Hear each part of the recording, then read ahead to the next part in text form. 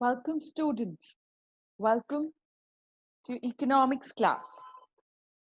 So, we started a new chapter, Sectors of the Indian Economy. We spoke about three sectors, we saw their interdependence, and we spoke about final goods and intermediate goods. We also spoke about GDP and we saw the shift in the sectors. We saw a shift in the sectors. We saw how the sectors have contributed to the GDP of the nation and how they are contributing in the employment of the nation. And I had last left you all with this that while there is a change in the share of the three sectors in GDP, the same change, the same shift is not taking place in the employment. If you look at the share of employment between sectors, it is not reflecting the share in GDP. In GDP, you can see the tertiary sector is definitely contributing much more into GDP. But whereas if you look at employment, still the primary sector is contributing most to the employment. And I had asked you all, why do you think this is happening? So the reasons that we can chalk out are that there aren't enough job opportunities created in the secondary and tertiary sector. Although the output of these sectors has gone up, but the employment opportunities have not gone up, could be a reason. Another reason could be the existence of underemployment and disguised employment. Now, what is underemployment and what is disguised employment? I'll tell you all that very shortly. The primary sector employs more people in agriculture than it is required. Even if few people are pulled out of production, the agriculture production is going to remain the same. So in this sector, people appear to work, but they are working less than their potential. So you can't say they are fully employed. So there exists underemployment and disguised employment, due to which the contribution of primary sector to GDP is less. Okay, but its contribution to employment is more. Even though it is employing lots of people, the final production is still remaining the same, and so its contribution to GDP is less. So there are more people in agriculture sector than it's actually necessary. If you will remove few people out of that agriculture sector, you will see that the production of that sector has not changed. It's still the same. In other words, workers in this sector are unemployed. They are underemployed or they are disguised, not unemployed, they are underemployed or they are disguised employment. So if you look at Lakshmi, she owns 2 hectares of unirrigated land and she depends only on rainy season and she grows crops. She only depends on rain for water and she grows crops like jawar and ahar. Now, all 5 members of her family work throughout the year on the plot. They don't go anywhere else to work. They only work on that plot of land, all 5 of them. No one, not one remains idle, and all of them are working.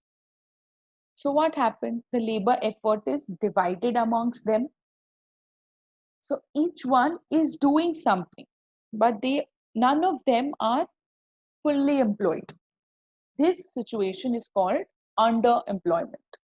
It is also called as disguised unemployment. So, it looks like the person is employed, but he is not fully employed. So it becomes underemployment or disguised unemployment. So in open unemployment, people have potential to work, but they are unable to find jobs. Most of the time you see MBAs, they finish their MBAs or IITs, they complete their course. They have the potential to work, but they're not able to find jobs. Such uh, such unemployment is clearly visible. You know the person, you can see he has the credential, he has the potential, but he is unemployed. This is open unemployment. And disguised unemployment is a situation where more number of people are employed than required. Such type of unemployment is hidden. So let's say, for example, there is a cart and we need to push it from one end of the street to another. Now, whether four people push that cart or two people push that cart will be pushed and the work will be completed. Correct? And it's actually not going to make any difference in the speed of that cart, honestly. So if instead of four we have only two people pushing it, still the work will be done. So over here, although there are more people employed than required, two of them are actually all four of them are disguised unemployment. If you remove two, only then they are potentially employed. They are fully employed. Okay. So most common types of underemployed workers are skilled workers in low paying jobs, skilled workers, again, it's skilled, it should be unskilled, unskilled workers in low skill jobs, skilled workers in low skill jobs. Okay, so first we have is skilled workers in low paying jobs. That means they have the correct skill, but they are in jobs that are not paying them enough. Second one is it's a skilled worker, but he's in a low skill job. So let's say there is an MBA or an IITian. They have lots of skill, but let's say they are working as a clerk or a receptionist. So they are in a low skill job. Okay, so this is another type of an underemployment. First one was skilled worker, an MBA, but he's working for less than 10,000 a month. So in a low paying job. Lastly, part-time workers preferring full-time hours. That means they can actually give full-time, but because there is not enough opportunities, they are forced to work part-time. This is another type of underemployment. Now, how can we increase the employment opportunities? For solving the problem of unemployment, underemployment, disguised unemployment, we have to create more employment opportunities. Yes. So, how do you think we can create more employment opportunities? By creating more employment opportunities. Sorry for the mistake, spelling mistake. By creating more employment opportunities in the service sector. That means by strengthening the information technology sector. Information technology sector is the fastest growing sector of our economy. It is expected that in the next few years, this sector will emerge as the largest employer of the country. This basically includes computer related jobs, telecommunication, call centers, etc. Our government should strengthen this service sector to solve the unemployment problem. Information technology is the fastest growing sector of our economy. Next is by creating employment potential in the education sector. In India, there is great employment potential in the education sector. If more schools are opened in the rural areas, then it will create more employment opportunities for the teachers. Health sector. In India, health facilities are very poor in the rural and suburban areas.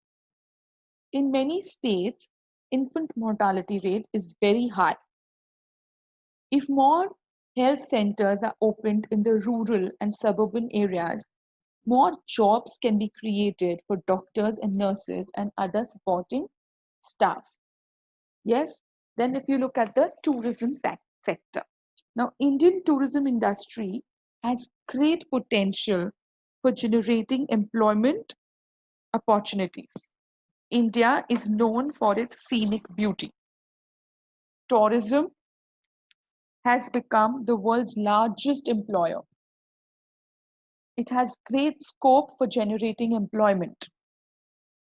More hotels, restaurants, golf courses, amusement parks, adventure parks, water sport areas.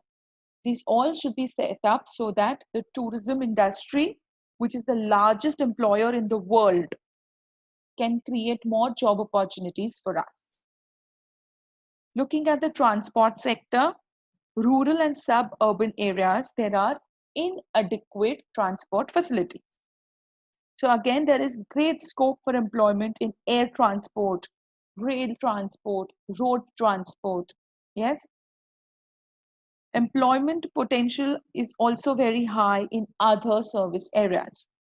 Other service areas like banking, insurance, communication, entertainment, skin care, beauty care, uh, advertising services, child care centers, old age homes, all these, they have lots of scope for employment generation of the youth.